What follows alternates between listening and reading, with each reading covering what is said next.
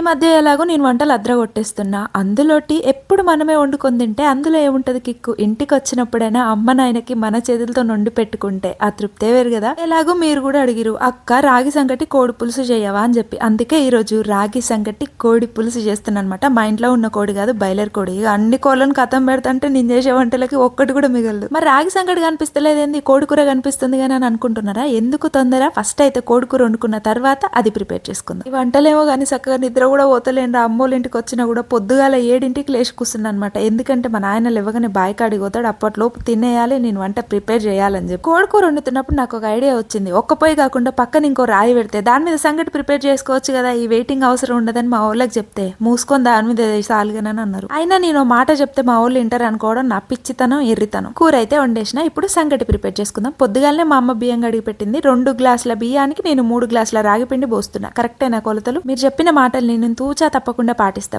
Last time చెప్పినారు కదా సంగటి చేసినప్పుడు పిండి పోయంగానే కలపొద్దు, కొద్దిసేపు మూత పెట్టాలని. అట్లే పోసిన. ఇంకా మా ఇంట్లో నెయ్యి లేదు, గట్టి పడుతుందేమో అని చెప్పి 2 గంటలు నూనె పోసిన. ఇక మా ఆయన నేను కష్టపడి పప్పు గుత్తితో రుబ్బి మెత్తగానైతే వేసి ముద్దలు చేసిన. పర్ఫెక్ట్ వచ్చింది ఈసారి. లాస్ట్ టైం కంటే టేస్ట్ అద్దిరిపోయింది. మా అమ్మనైనా కూడా మస్తు ఇష్టంగా తిన్నారు. టేస్ట్ కూడా అద్దిరిపోయిందంట. మనం చేస్తే పేరు పెట్టేది ఉంటుందా? బిడ్డ చేసినాక ఎట్లున్నా మంచిగా ఉంది అనాల్సిందే. ఇంత కష్టపడి చేసినందుకైనా ప్లీజ్ లైక్ చేసి సబ్స్క్రైబ్ చేసుకోండి.